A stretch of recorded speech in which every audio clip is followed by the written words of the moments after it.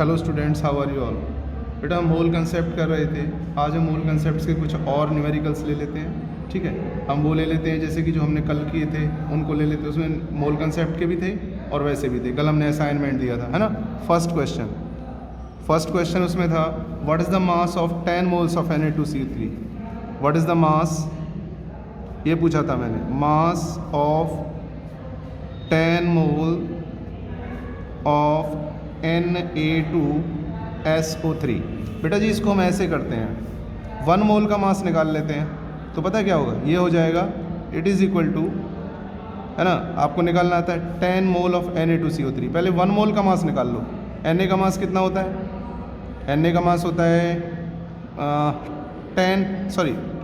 Na का mass होता है 23 इंटू कितना 2 प्लस सल्फ़र के एटम, सल्फ़र का मास होता है 32 मल्टीप्लाई बाई कितने एटम्स है सल्फ़र का 1 प्लस ऑक्सीजन का मास होता है 16। How many atoms of oxygen are here 3, तो इसको मल्टीप्लाई करेंगे तो हो जाएगा 46 प्लस 32 प्लस 48, टोटल इसको करेंगे तो ये आ जाएगा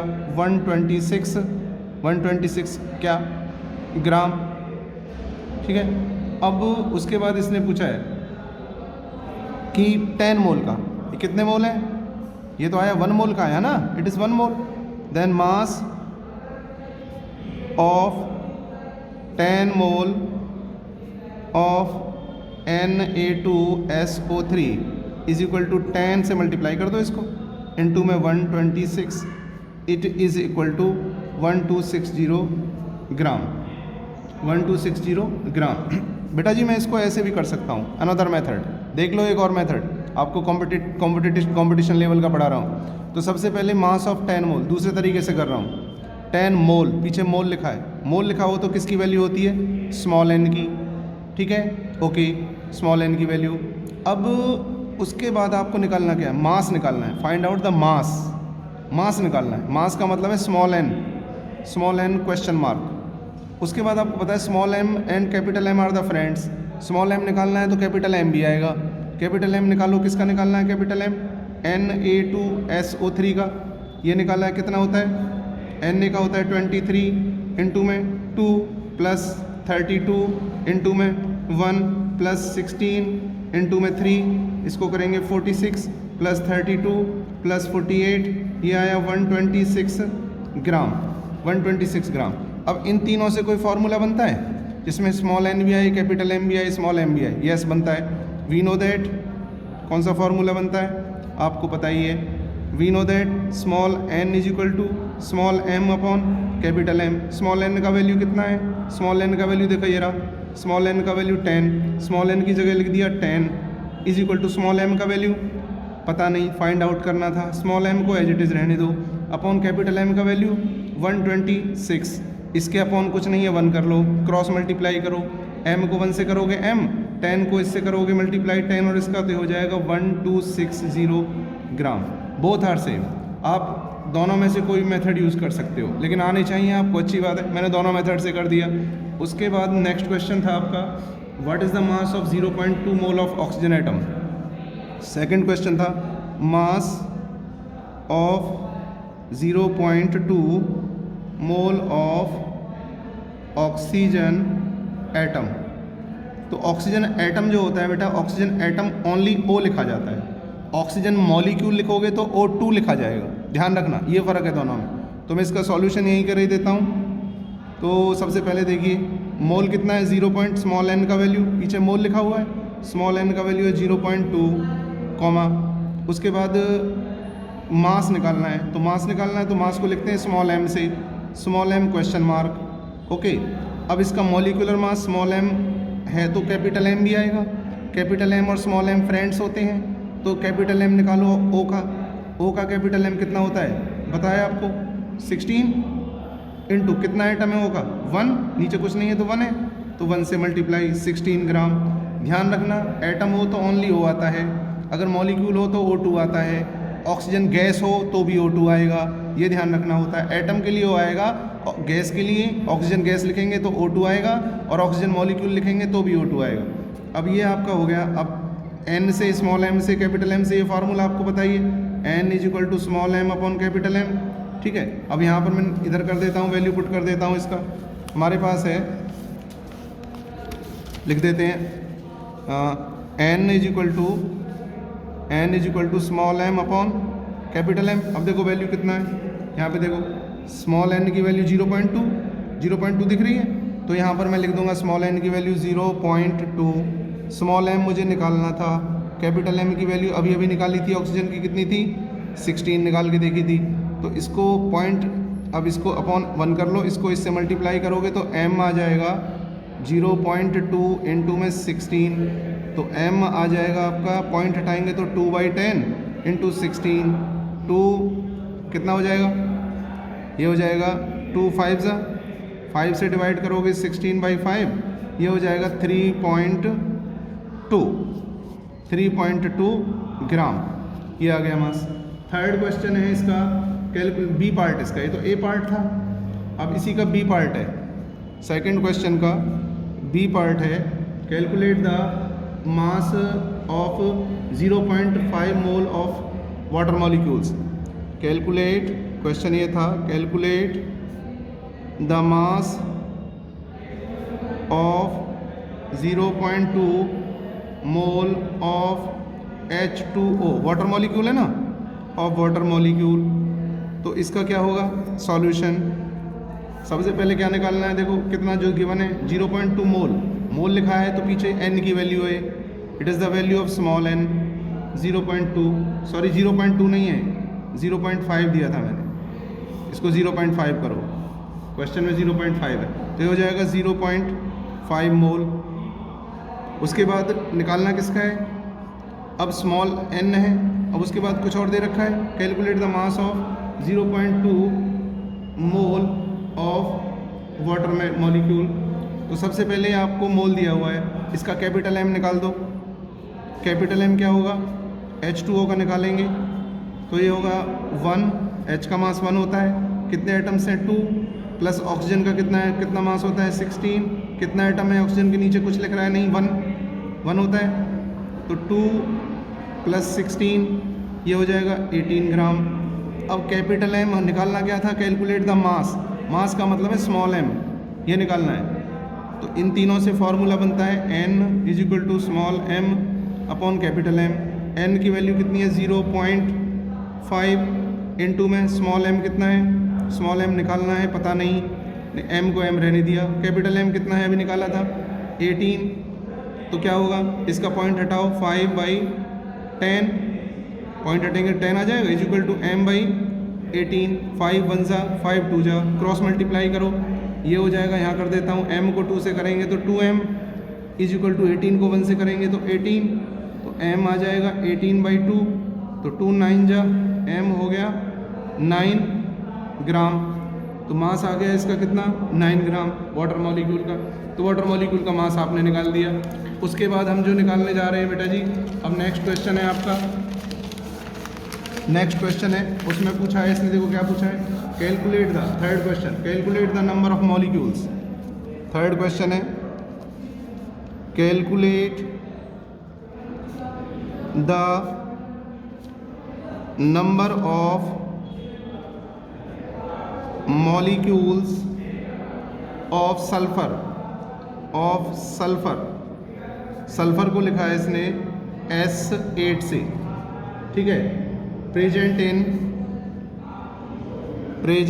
इन 16 gram of sulphur, present in 16 gram of solid sulphur, ठीक है। तो ये निकालना है सॉलिड सल्फर।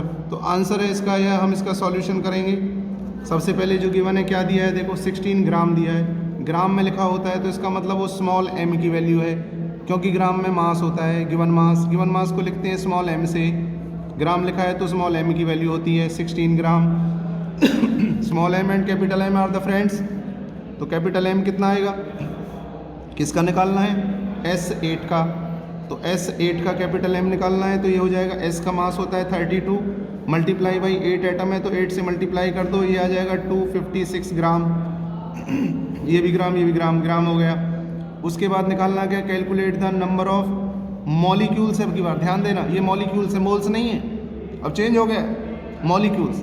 बेटा जी मैंने आपको बताया था नंबर ऑफ मॉलिक्यूल्स को, नंबर ऑफ एटम्स को, नंबर ऑफ आयंस को हम रिप्रेजेंट करते हैं कैपिटल एन से।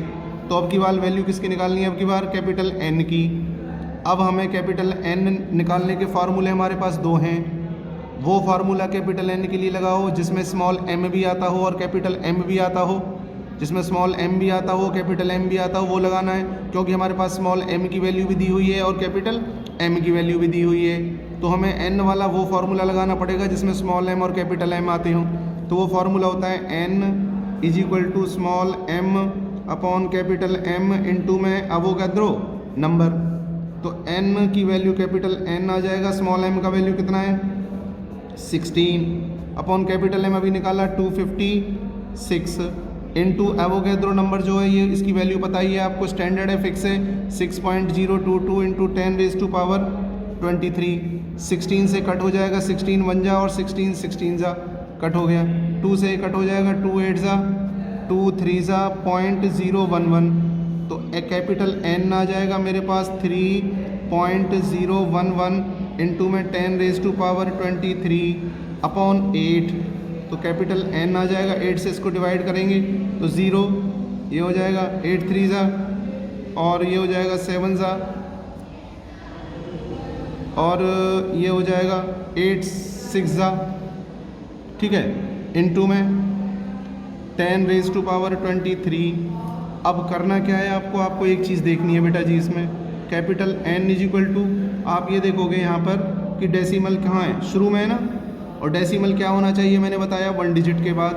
तो इस डेसिमल को आपको यहाँ जंप कराना है, यहाँ से यहाँ ले जाना है 3.76 इंटू 10 रेज़ टू पावर, यानी डेसिमल केमिस्ट्री में आफ्टर 1 डिजिट होना चाहिए, यहाँ के बाद यहाँ जाना चाहिए। जब इसको यहाँ ले जाओगे, यहाँ से यहाँ ले जाओगे तो अब देखो ये नहीं है, ये वाला नहीं है, यहाँ नहीं है डेसिमल, ये 0.376 है। तो आप डेसिमल के बाद यहाँ डिजिट कितनी है 1 2 3 और यहाँ डेसिमल के बाद डिजिट कितनी है 1 2, डिजिट डिक्रीज हो रही हैं, यहाँ 3 थी और यहाँ 2 रह गई, कितनी रिड्यूस हुई 1 डिजिट रिड्यूस हुई। तो इसकी पावर में से 1 रिड्यूस हो जाएगा, ये हो जाएगा 10 की पावर 22। ये हो जाएंगे इसके, पूछे क्या थे मॉलिक्यूल्स, पीछे लिख दो मॉलिक्यूल्स। बेटा जी ये ऐसे हो जाएगा।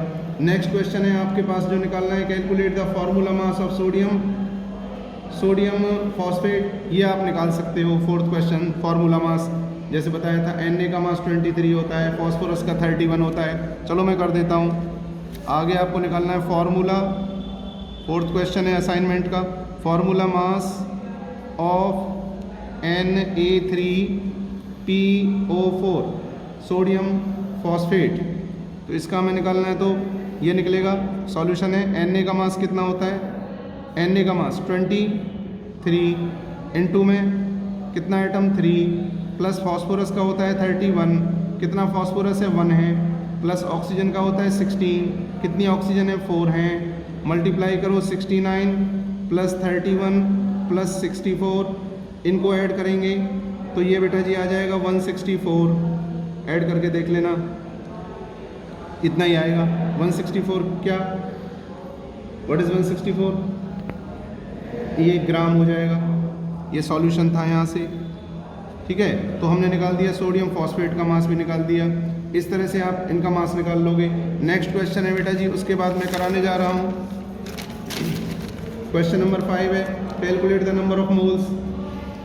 Question number 5 calculate the number, A part इसका, calculate the number of moles in, किस में निकालना है, calculate the number of moles in 0 moles in. First है इसका ए पार्ट है बेटा जी, ए पार्ट में किया है इसने 2.02 ग्राम ऑफ नियॉन को लिखते हैं Ne से। तो इसका सॉल्यूशन हो जाएगा, बहुत सिंपल है, मास निकालना है ना, calculate the number of moles निकालने हैं। Calculate the number of moles को लिखते हैं N से क्वेश्चन मार्क, ठीक है। ग्राम दिया हुआ है, पीछे G दिया हुआ है, तो मास होता है M, स्मॉल m की वैल्यू, पीछे G हो ग्राम हो तो स्मॉल m की वैल्यू 2.02 ग्राम हो गया। ठीक है, निकालना क्या है, calculate the number moles of neon. तो अगर स्मॉल m है तो बेटा कैपिटल M जरूर आएगा, क्योंकि दोनों फ्रेंड होते हैं। किसका कैपिटल M निकालोगे, Ne का। Ne का मास कितना होता है आपको पता होना चाहिए, है ना भाई। नियॉन का मास भी तो आपको पता होना चाहिए। नियॉन का मास, नियॉन का एटॉमिक नंबर होता है 10 और उसका मास होता है नियॉन का 21 होता है, ठीक है, या 20 भी कहते हैं, राउंड फिगर में 20 बोल देते हैं। तो नियॉन का मास है 20, तो इसको मैं ले लेता हूँ 20 इंटू कितना, नियॉन का एटम 1, तो हो जाएगा 20 ग्राम हो गया। अब इसका हम निकाल देंगे, क्या पूछा था हमें, पूछा क्या है हमें, स्मॉल है। इनसे कोई फार्मूला बनता है, यस इनसे बनता है। इनसे फार्मूला बनता है हमारा n, small n is equal to small m upon capital M। Small n का वैल्यू पता नहीं, स्मॉल m का वैल्यू ये रहा 2.02, कैपिटल M का वैल्यू 20, तो small n is equal to क्या आ जाएगा, अब पता नहीं, इसको पॉइंट हटा लें हम, 202 अपॉन 20 तो था ही था, ऊपर वाले का पॉइंट नीचे हटेगा तो नीचे आएगा, 2 डिजिट्स हैं, 100 आ जाएगा, ठीक है। अब इसको आप कैलकुलेट कर सकते हैं, आपसे कैलकुलेट करना भी आता है। कैसे करोगे, इसको कट कर लो, 2 1 जा 2 0, 2 1 जा 2 10 जा। अब इसको हम ऐसे लिख सकते हैं, n is equal to 101 upon 1000, ठीक है, 101 अपॉन, ऐसे लिख लिया। अब इसको मैं क्या करूँगा, अब कितने डिजिट्स के बाद डेसिमल लगाऊँ, small n is equal to 1230 है, तो 123 ये डेसिमल लगना चाहिए, 0.101 यहाँ लगना चाहिए। लेकिन मैंने बताया था केमिस्ट्री में डेसिमल कहाँ जाना चाहिए, आफ्टर 1 डिजिट। तो स्मॉल n कितना हो जाएगा, इसको जंप कराओ 1 पॉइंट, इसको यहाँ ले जाओ 1.01, कितने डिजिट जंप हुआ, इधर को कितने डिजिट जंप हुआ, यहाँ डेसिमल के बाद 3 डिजिट्स, यहाँ डेसिमल के बाद 2 डिजिट्स। तो इसका मतलब क्या हो रहा है, ये जो हमारा डेसिमल यहाँ पर 3 है, रिड्यूस हो रहा है ना भाई, यहाँ पर रिड्यूस हो रहा है, तो इसका मतलब पावर हमारी क्या हो जाएगी, यहाँ पर 10 की पावर हो जाएगी हमारी -1 हो जाएगी, ठीक है। आप इसको यहाँ तक भी छोड़ाओगे तो भी ठीक है, कोई दिक्कत नहीं है, ओके, समझ में आ रहा है। ये 10 की पावर -1 हो जाएगी, यहाँ तक भी छोड़ाओगे तो भी ठीक है। तो बेटा जी आज के लिए सिर्फ यही है, बाकी कल कराएंगे। Thank you.